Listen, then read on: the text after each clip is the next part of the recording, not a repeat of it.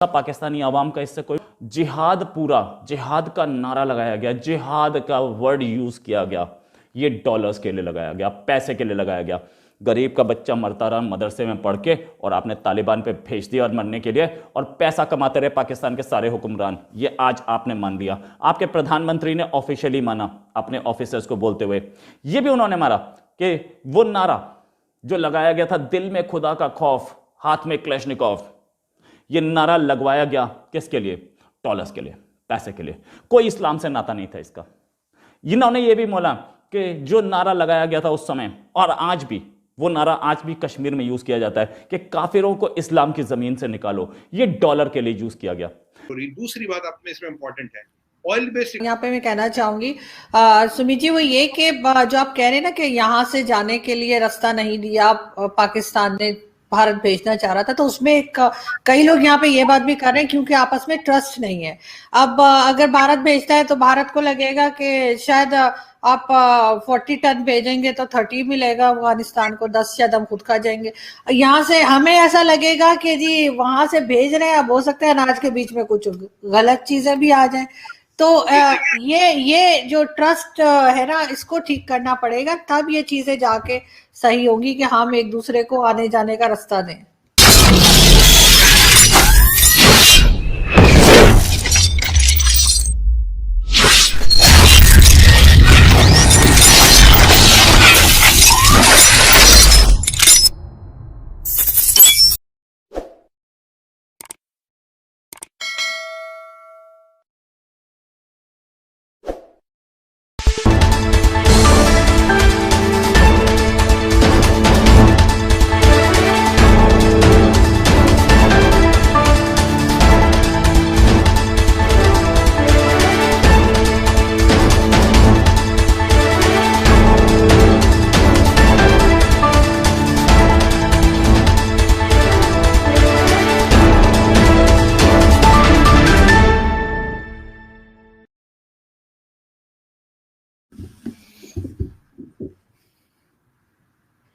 अस्सलाम वालेकुम, नमस्कार, सत श्री अकाल एंड गुड इवनिंग। मैं हूं आरजू काजमी और आप देख रहे हैं पॉइंट ऑफ व्यू। जैसा कि आप देख ही रहे, हमारे साथ सुमित पीर जी हैं, किसी तारुफ के मोहताज नहीं, सब उनको जानते हैं और हम टीवी पे देखते रहते हैं। बहुत शुक्रिया सर कि आज आपने ज्वाइन किया।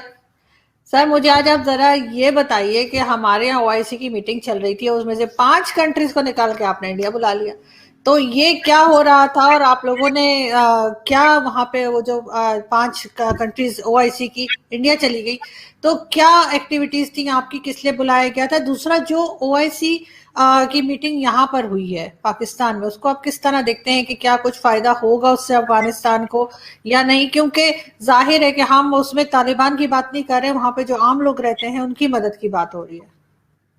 देखिए आरजू जी, सबसे पहले धन्यवाद, आपने बुलाया, अच्छा लगता है आपके शो पे आके, अच्छा डिस्कशन होता है। देखिए पहली बात तो आरजू जी, जो पाकिस्तान ने ओआईसी की मीटिंग की, पहले उस पर बात कर।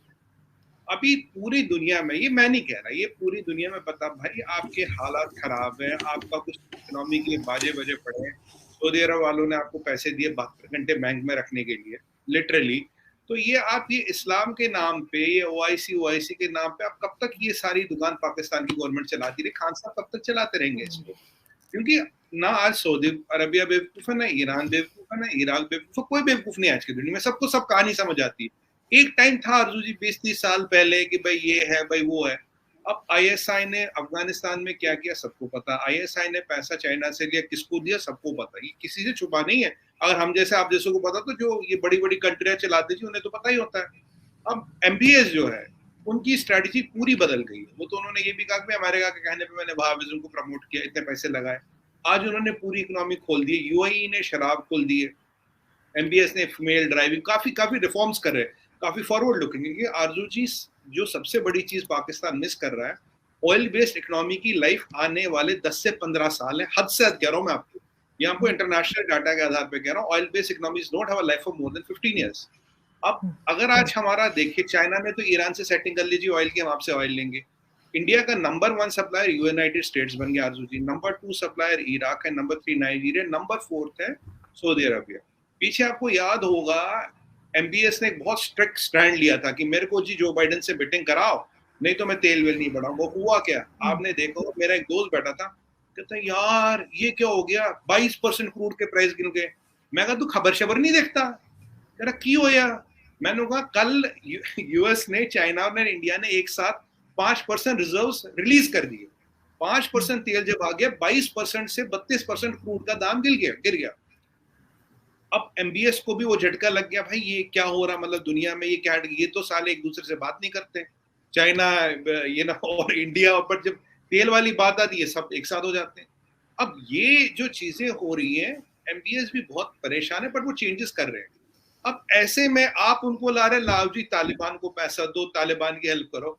वो कह रहे हैं बहन जी हमारे ऑलरेडी इतने स्यापे खुले, क्यों हमारी वाट वहां लगवा रहे हो? और आपको पैसा देने का मतलब आप उनको थोड़ी ना दोगे, आप तो अपने लिए रखोगे, जो बचा कुछ बचेगा उनको दे देंगे खान साहब। उससे उनका क्या हुआ? आपको आज तक इतना पैसा दिया, क्या कर लिया आपने वहां पे?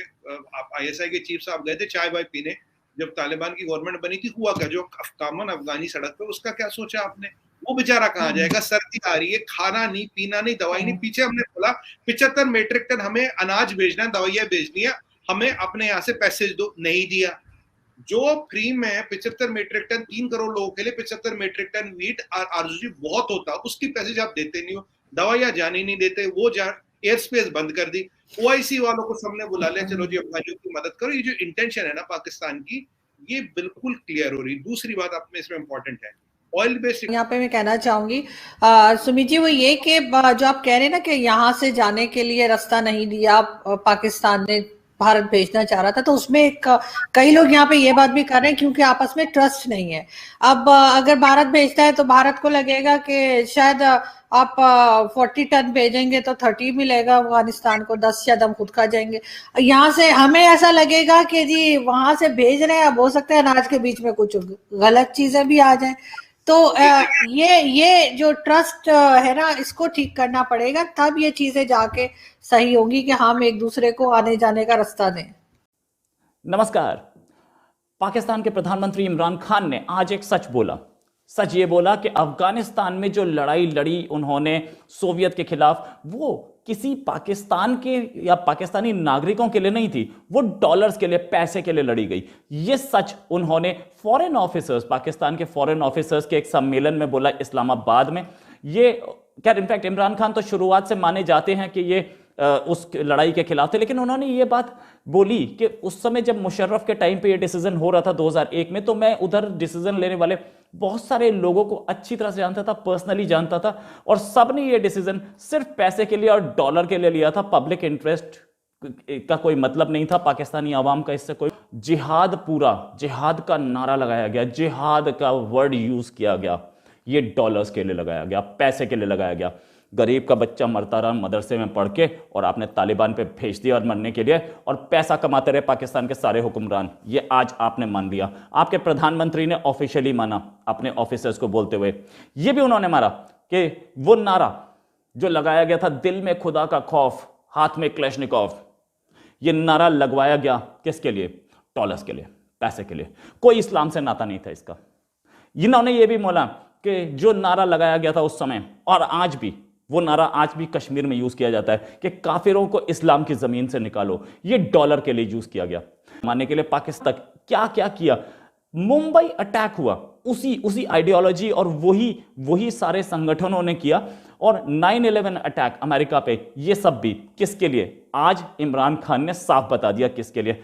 तालिबान और अलकायदा की शुरुआत से ही तो आतंकवाद आता है, उससे पहले तो आतंकवाद था ही नहीं। अफगानिस्तान में जो जंग थी वो जिहाद का नारा था, वहीं से आतंकवाद शुरू हुआ। और ये ग्लोबल आतंकवाद या ग्लोबल जिहाद जो हम देखते हैं, ये एक्सपर्ट्स बोलते हैं ग्लोबल जिहाद जो हम देखते हैं, ये सारे जिहाद का नारा देकर के सारे आतंकियों को अफगानिस्तान भेज दिया गया।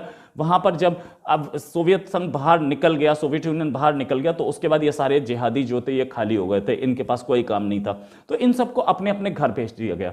ये सब अपने अपने घर गए, कुछ इंडिया आए, कुछ फिलीपींस गए, कुछ इंडोनेशिया गए, अपने अपने घर गए, सबने वहां जाकर के जिहादी टेंडेंसीज फैला दी। और हमने उसी के बाद सोवियत यूनियन के वहां से निकलने के बाद ग्लोबल टेरर देखा, हमने ग्लोबल टेरर देखा, चाहे वो इराक हो जरकावी के टाइम का, चाहे वो कुछ भी हो, लेकिन ये सारे लोग उसी माइंडसेट, उसी टेंडेंसी से बाहर निकले थे।